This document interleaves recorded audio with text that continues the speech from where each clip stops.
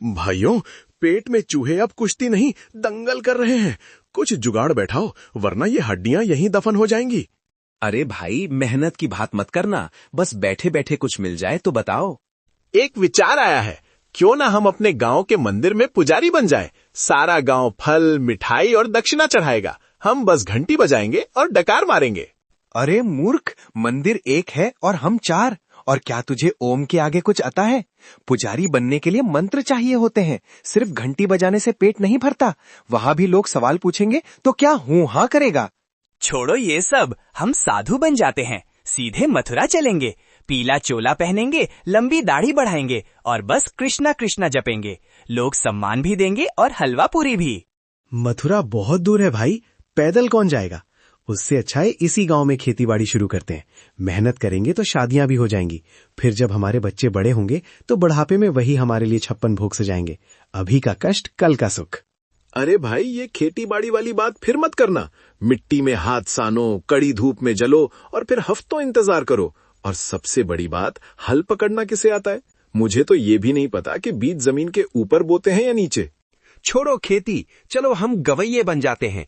मैं ढोलक उठाऊंगा, तुम मंजीरे पकड़ना और हम चारों मिलकर ऐसा कीर्तन करेंगे कि पूरा गांव झूम उठेगा।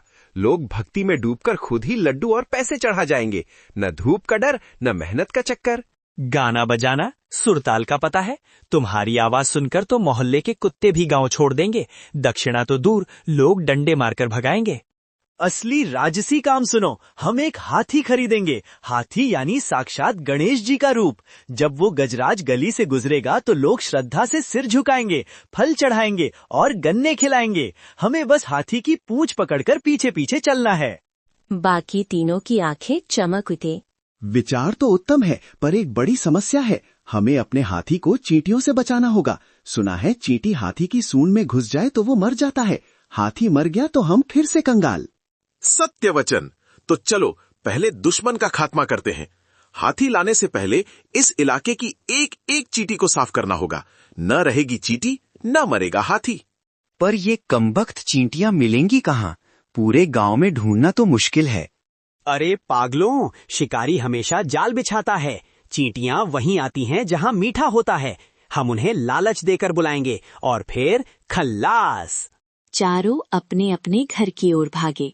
किसी ने माँ की छिपाई हुई शक्कर चुराई तो कोई रसोई का पूरा डिब्बा ही उठा लाया। कुछ ही देर में वे गांव के चौराहे पर इकट्ठा हुए। आओ ओ चींटियों आओ, आज तुम्हारी दावत है और कल तुम्हारा मातम। जल्दी करो, जितनी ज्यादा शक्कर उतनी ज्यादा चींटियां। जब सब एक जगह जमा हो जाएंगी तो हम उन पर गर्म पानी डाल देंगे या पैर से कुचल देंगे। रास्ता साफ होते ही हम अपना हाथी ले आएंगे। शाम होते होते हजारों की संख्या में चींटियां वहां पर आ पहुंची। चारों मूर्ख मित्र उन चींटियों को अपने पैरों तले कुचलकर मारने लगे। धपाप, ले एक और गई। मरो कमबख्तों, बड़ी आई थी हमारे हाथी के कान में घुसने वाली। अरे बेचारा हाथी, ये छोटी सी जान उसे कितना तड़पाती। खाओ और खाओ मीठा। जितना मीठा खाओगी उतनी ही जोर से कुचली जाओगी। हमारे गजराज का रास्ता साफ करना ही होगा। तभी वहां से भोला नाम का एक समझदार ग्रामीण गुजर रहा था। उसने दूर से देखा तो ठिठक गया।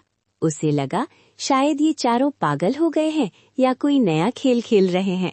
अरे ओ विद्वान मंडली, ये धरती पर पैर पटक पटक कर क्या भूकंप लाने का इरादा है? इन बेजान चींटियों ने तुम्हारा क्या बिगाड़ा है जो इनका कत्लेआम कर रहे हो?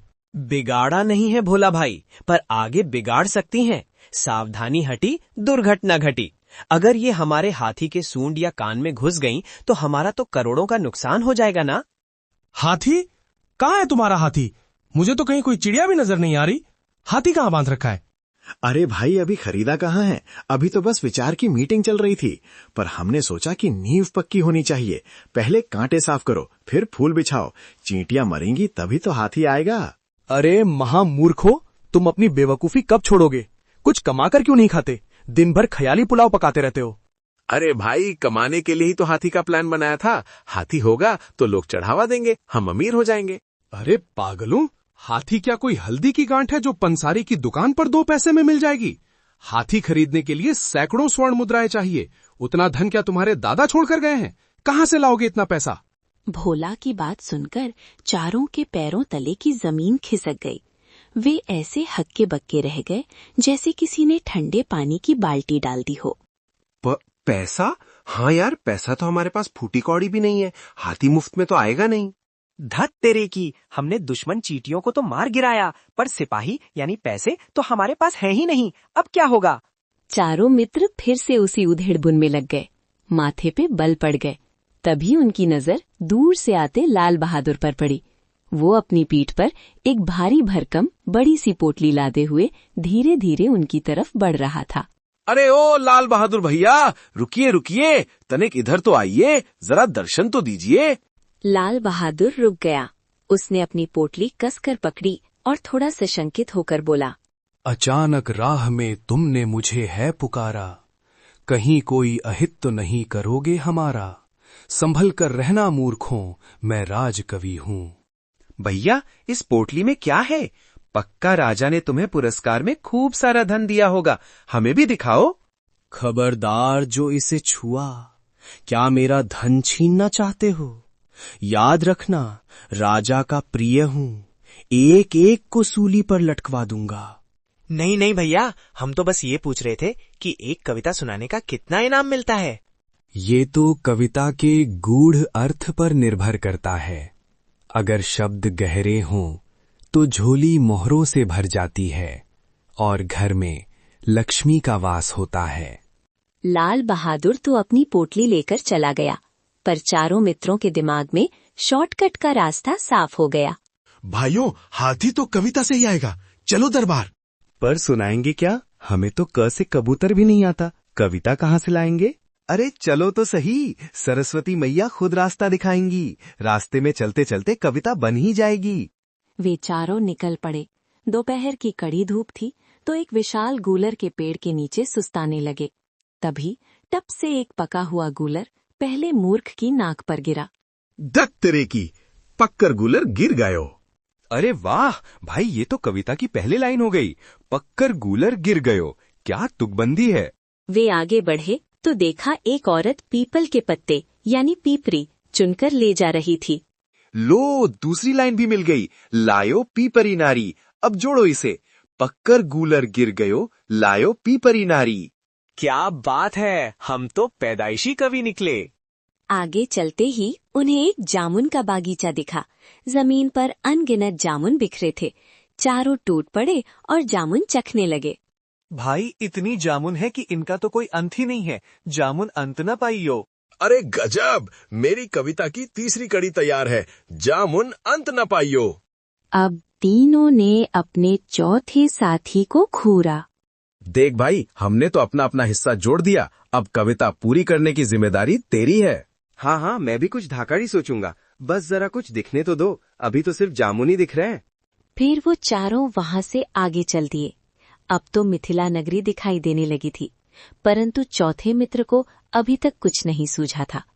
तभी उन्होंने देखा कि वहां पर दो औरतें लड़ाई कर रही थी। उनमें से एक वृद्ध थी और दूसरी जवान। जब उनसे आपस में झगड़ने का कारण पूछा तो बूढ़ी औरत ने कहा, सास बहू की लड़ाई तो पुरानी रीत है, हम तो बरबस ही राह ठानी बैठे हैं, तुम अपना काम करो।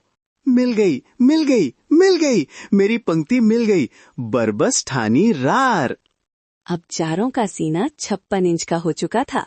उन्हें लगा कि उन्होंने दुनिया का सबसे महान ग्रंथ लिख लिया है। जैसे ही वे दरबार में पहुंचे, वहां की भव्यता देखकर एक बार तो उनके पैर डगमगाए, पर हाथी के लालच ने उन्हें शेर बना दिया।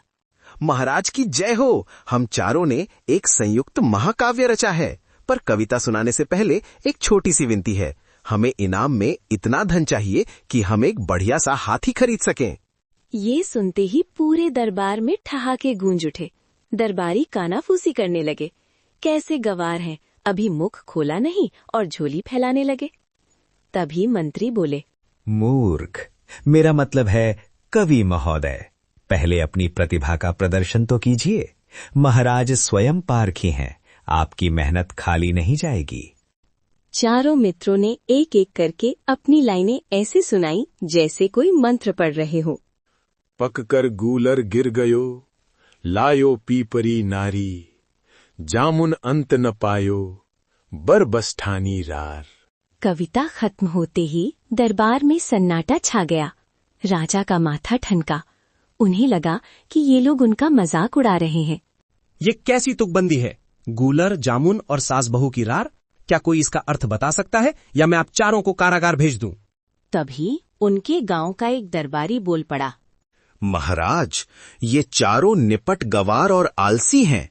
ये कोई कवि नहीं, बस इनाम के लालच में यहाँ चले आए हैं। चारों मित्र थर थर कांपने लगे। उन्हें लगा अब हाथी नहीं कोड़े मिलेंगे। तभी मंत्री खड़े हुए। उन्हें उन बेचारों की गरीबी और मेहनत, जो भले ही वो गलत दिशा में थी, पर दया आ गई। ठहरिए महाराज, ये साधारण कविता नहीं है। दरअसल ये कवि आपकी परीक्षा ले रहे थे कि क्या यहाँ कोई ऐसा विद्वान है जो इसका गूढ़ अर्थ समझ सके। क्या मैं सही कह रहा हूँ कवियों? चारों ने जोर जोर से सिर हिलाया। महाराज, ये कविता रामायण काल की मंदोदरी की व्यथा है। पक कर गूलर गिर गयो। जैसे पका गूलर गिरकर बिखर जाता है, वैसे ही अहंकारी रावण की लंका ढह गई। लायो पीपरी नारी, क्योंकि रावण पर नारी माता सीता को हर कर लाया था। जामुन अंत न पायो, जिन प्रभु श्री राम जो जामुन के समान सांवले हैं कि महिमा का अंत बड़े बड़े मुनि नहीं पा सके। बरबस ठानी रार, उनसे रावण ने व्यर्थ ही युद्ध मोल लिया और अपने कुल का नाश कर लिया। वाह, अद्भुत। और इन कवियों की क्या कहने, जिन्होंने इतने कम शब्दों में रामायण का सार लिख दिया।